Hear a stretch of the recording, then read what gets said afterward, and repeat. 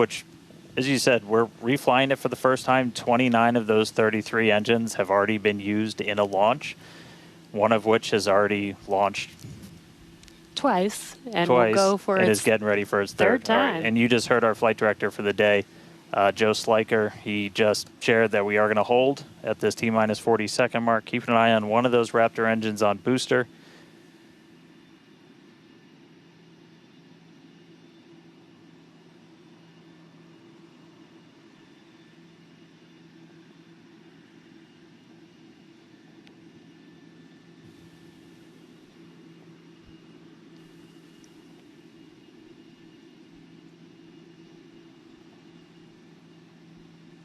And if you're just now jumping in, we are holding still at T-minus 40 seconds.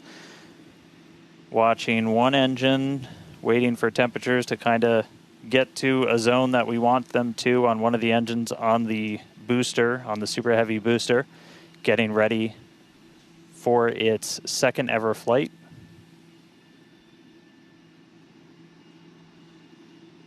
We'll just continue to hold. Again, we can hang out here for several minutes.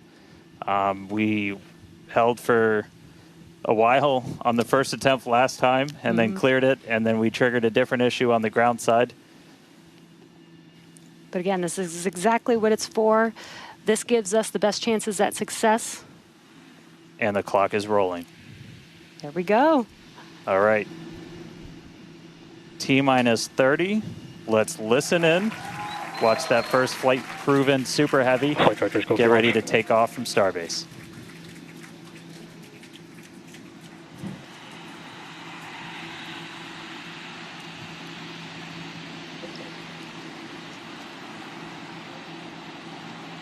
T-minus 1, hit hold.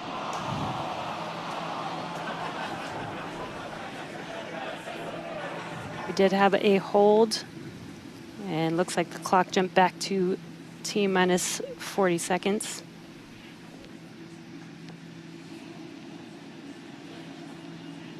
All right, so we jumped out. I did not see the deflector go off. So hopefully we were right at around that T-minus 10-second mark. And if we were before that T-minus 10-second mark, we do have the ability to recycle, as we mentioned earlier, back to T-minus 40 seconds. So it looked like this time it was a ground side issue. We're taking a look at this real quick. So again, we're back at T-minus 40. We're gonna hold for a little bit. We are still not scrubbed for the day. Give them a couple of minutes to work through this. Again, we can hang out at T-minus 40 for several minutes. Eventually, we start looking at your bulk temperatures and all of your propellant on board the vehicle. We're not actively replenishing the propellant on board Super Heavy and Starship, and so you don't have essentially forever to hang out before things start to warm up. And you do want to make sure your temperature's in a really stable range for a healthy startup on Raptor engines. So they're going to work through this issue. We can continue to hold here for a couple of minutes. What's launch without a little extra added excitement?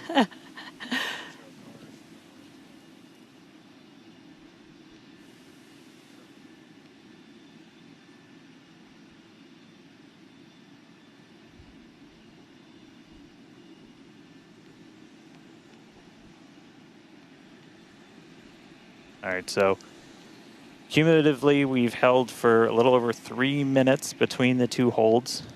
Again, this is a ground side issue on our tower. The techs are looking through the data right now to see if it's something that we can either work through or if it would cause us to have to stand down. So we're continuing to hang out with them, holding at T-minus 40.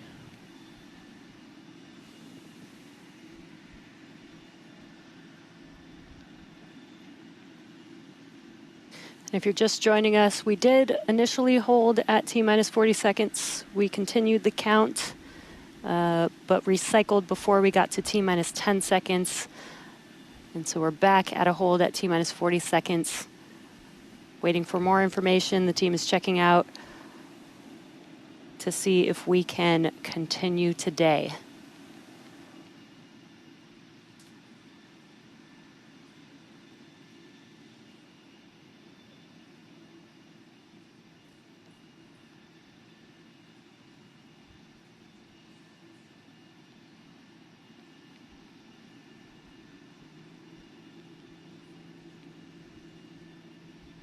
And we're continuing to hold here at T-minus 40 seconds.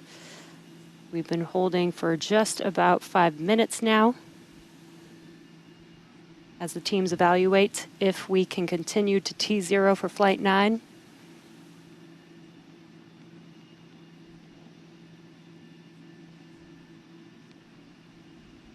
All right, so it sounds like we're coming to a resolution.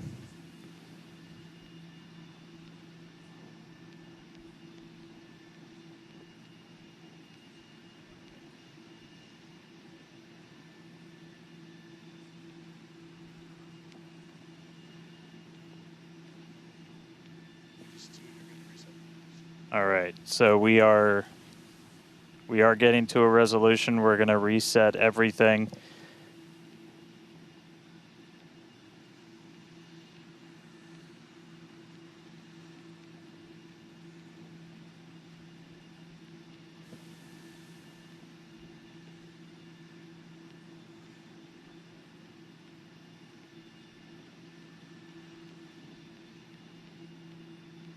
All right, so we're going to see the clock. It is now rolling. Here we go. We saw an issue with that quick disconnect to the ship.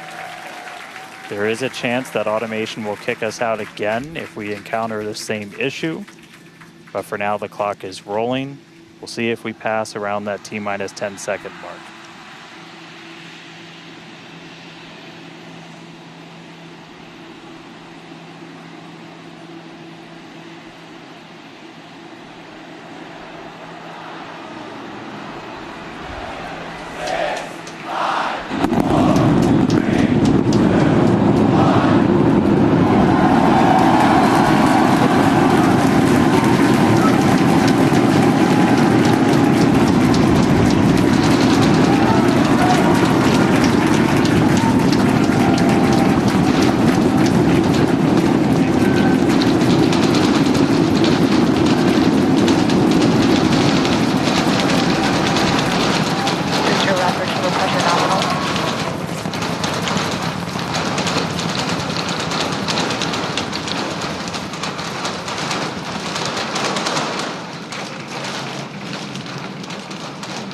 T-plus 40 seconds, it's one hell of a sight from here. We see it arcing right over top of us. We see 33 out of 33 Raptor engines lit on Super Heavy as it starts to ascend skyward.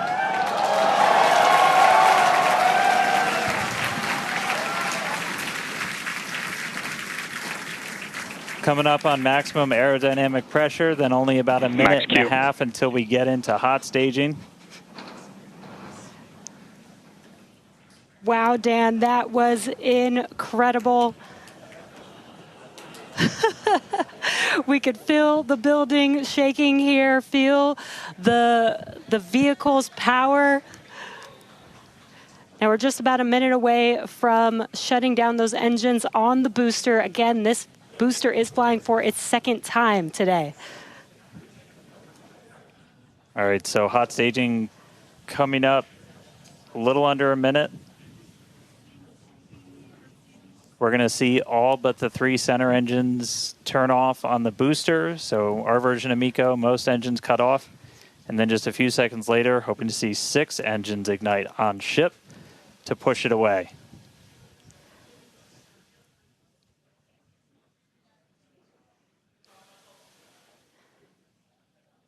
All right, hot staging, about 30 seconds.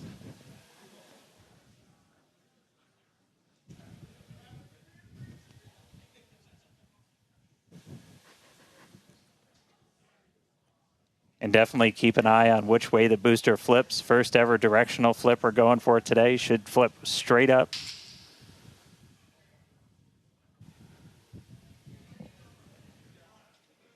See those engines powering down? Booster engine cutoff. Ship ignition. Stage separation. Incredible flip by Super Heavy booster, and you can see those 6 engines, those 3 engines on the ship ignited. 6 healthy Raptors running on ship, on its way to space. Peek that engine view. Booster doing the boost back. Chris, how's it looking over there in Hawthorne, man? It is looking chamber pressure is nominal. It is looking absolutely incredible here in Hawthorne. As we said, 6 healthy engines on ship. We've got 13 out of 13 engines on the booster, now down to those 3, which is what we expect in the final moments of the boost back burn. Now, as a reminder, we are not recovering the Super Heavy booster today. We are instead going to do some... Boost back, shut down. And there we had a good shutdown of the boost back burn. Next up will be the jettison of that hot stage Ship ring. avionics, power and telemetry nominal. Great call out there that everything looking nominal aboard the Super Heavy vehicle, which is returning to Earth, and we're going to be doing some experiments with it, including a higher angle of attack re-entry, as well as some engine tests as it gets closer to the Gulf. We are, again, because of these tests not recovering it, we are sending it to the Gulf on purpose to do those tests. But again, you see the booster on the left-hand side of your screen. You see ship with 6 healthy engines continuing its ascent to its planned suborbital trajectory. Everything going very well so far for Starship's 9th flight. Now 4 minutes, 15 seconds in. Great views from inside of the aft engine area of ship there, looking at those 3 sea level and 3 Raptor engines on the right-hand side of your screen. The booster doing its LOX dump, that liquid oxygen dump. So because we don't need some of that liquid oxygen propellant in its tanks, we vent that propellant out to lessen the booster's mass as it comes in for its landing. Just absolutely gorgeous views watching these 2 vehicles do their respective things in the skies over Texas here today. And Dan, we're approaching the 5-minute mark into the flight. Super Heavy is descending rapidly. What can we expect here in the next few minutes as it does its atmospheric tests?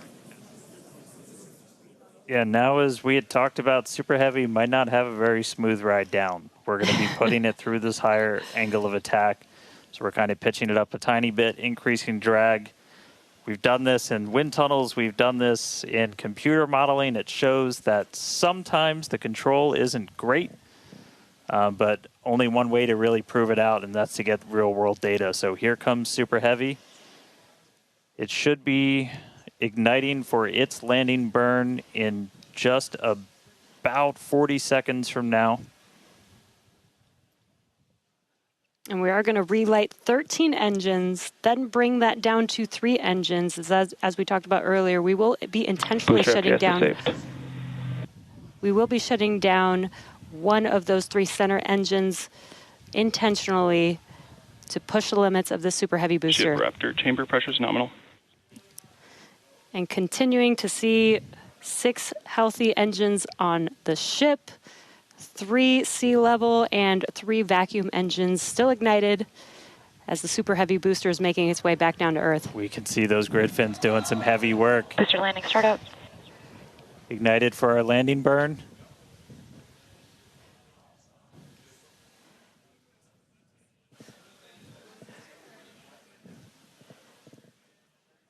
It may have ended with that landing burn. Does look like we lost telemetry from the booster once we started into that landing burn. Did you hear confirmation that the booster did demise? So the booster's flight ending before it was able to get through landing burn, but again, we are not bringing that back. We're expecting it to make a hard splashdown in the Gulf.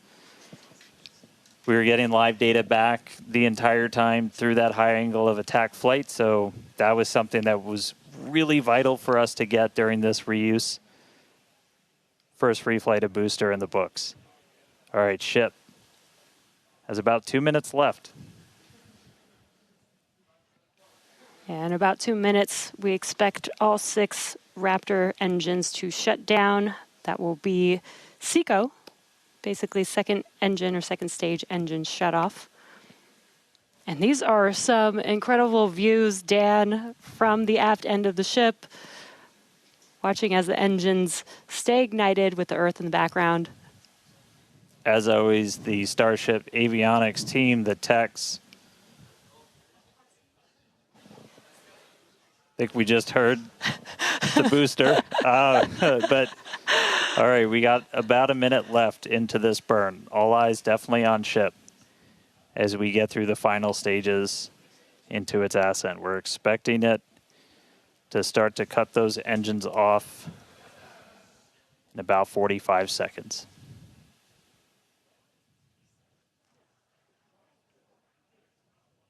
Terminal guidance.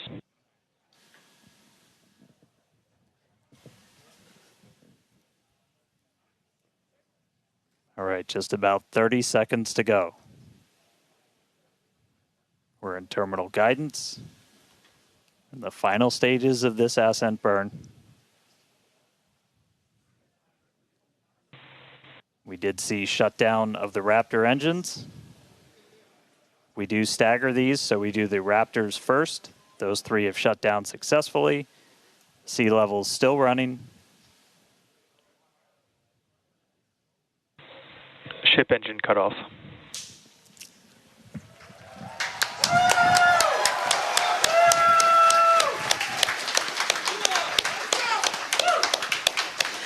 Ship engine Nominal cut off, insertion. the 3 most beautiful words in the English language. And great call out that we had nominal insertion.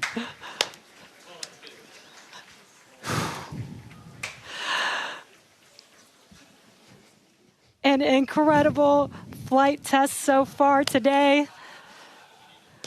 We reflew a super heavy booster for the very first time in 9 test flights. Ship is in its orbital trajectory. Again, it's going to remain suborbital for its mission today. But it ignited Ship F-gas is saved. It ignited all 6 of its engines and made it all the way through SECO just now.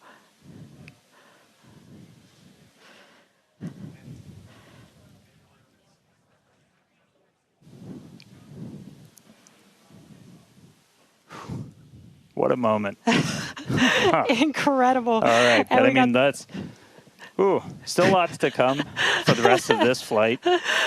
Per usual, I need to collect myself. Hey, Chris, how's it going over there in Hawthorne, man? How's everybody doing? I think the elation and the excitement and the happiness at what we just saw achieved carried through across all of our sites. What an incredible view to see Starship back orbiting the Earth just under 11 minutes into our mission. Absolutely exciting to see all of this, and super pumped especially to see all of the team's hard work in action here today. As guaranteed, it has been an exciting evening so far for Starship's 9th test flight. We lifted off a little bit after 6:30 p.m. after a couple of holds that were triggered at the T-minus 40-second mark, but we were able to clear those, one on the Raptor, one on the tower, and we were able to lift off successfully from Starbase. 33 out of 33 Raptor engines lit on the Super Heavy, all 6 engines lit on Ship, bringing it to its planned suborbital trajectory around Earth. But as Dan said, we've got a lot still coming up in our flight sequence. So coming up at about T plus 18 minutes, 26 seconds, we'll have the first deployment of simulated Starlink satellites planned from Starship. That will be followed at about T plus 37 minutes and 49 seconds by the relight of a single Raptor sea level engine in space. This is going to help us gather data on our ability to do a deorbit burn for future Starship missions that will go orbital. And then, of course, one of the biggest tests yet to come is the new heat shield modifications to Starship. And that'll start with reentry into Earth's atmosphere at about the T plus 45 minute mark, which should take about 16, 18 minutes to complete.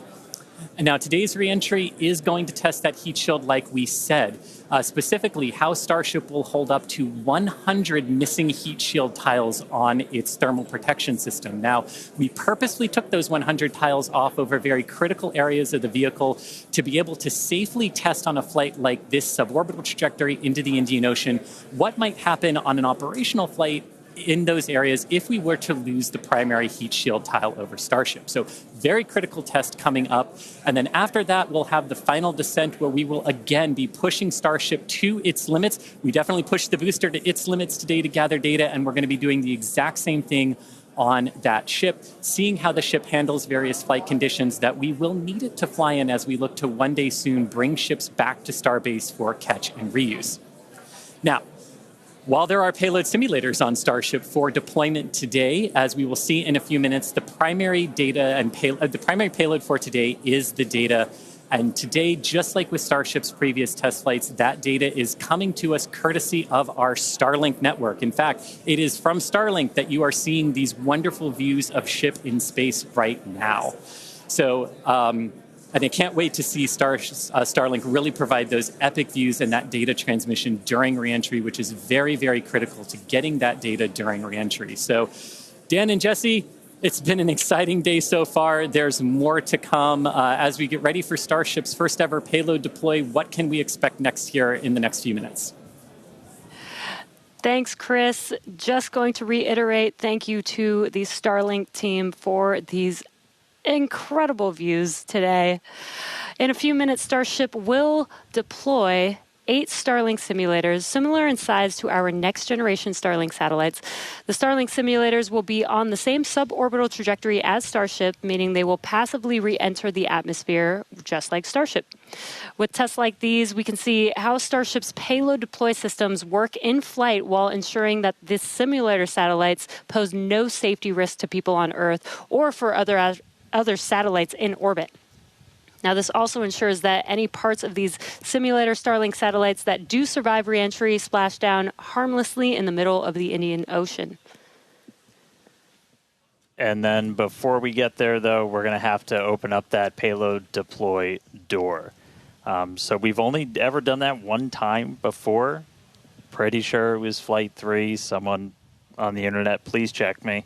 But that was the only time we ever opened it. And we've had Starlink simulators on the last 2 flights, but we haven't gotten to this moment yet where we're able to open up the payload door and start deploying these. It's going to be pretty cool. We've got them stacked inside of the Starship payload bay, and we'll have potentially a couple of views. You saw one camera pop up. Oh, there we go. Look inside of the payload bay of Starship.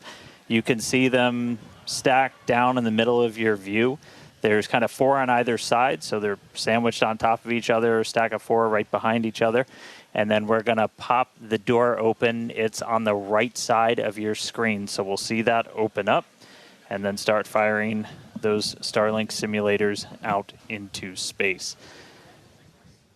We are expecting the payload door to open in a little over a minute from now.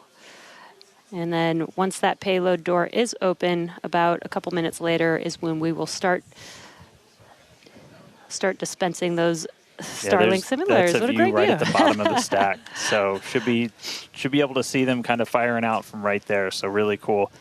And eventually these are going to carry dozens of the next generation of Starlink satellite into space, and those are going to enable some truly insane things in terms of speeds from space and what we're able to do. Starlink's been really great for Starship, obviously. Getting live video back is really cool, but just the amount of high-speed telemetry, everything we're able to get back is insane. And for a development program, that's kind of everything. We're in excess of 130 or 160. My numbers are fuzzy right now, just like my brain is. But well in excess of 100 megabits per second of downlink, and a lot of that gets eaten up by video. We've got dozens of cameras across Starship. We added several more for this flight. You saw a couple of those as we have essentially 360 degrees. Oop.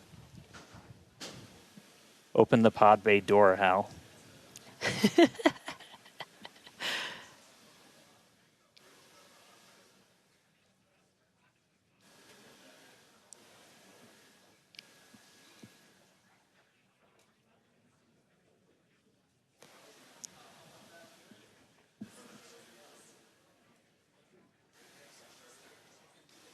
Now we are expecting the payload door to open any moment now, so we're watching out for that. Again, you're looking at the inside of Starship as it's suborbital.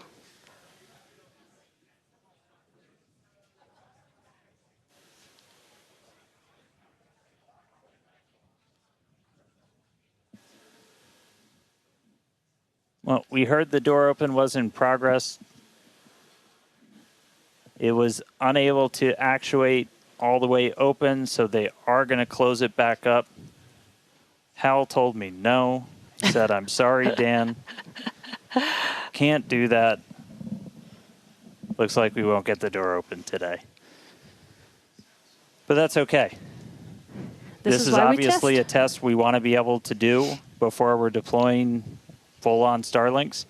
But the real focus for this, now that we are in space, is getting to that reentry. That is the most critical phase of Starship that we still have to prove out.